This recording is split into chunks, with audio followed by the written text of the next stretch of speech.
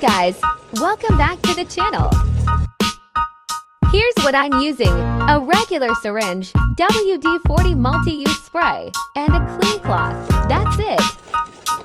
It felt stiff and squeaky. First, I spray a bit of WD-40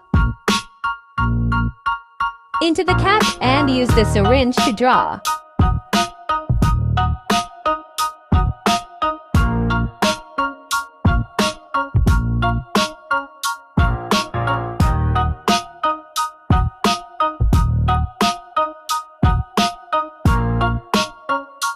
I injected it near the rubber seal.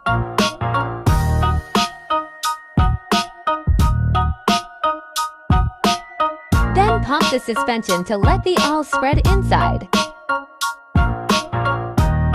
Quick and easy fix without any tools.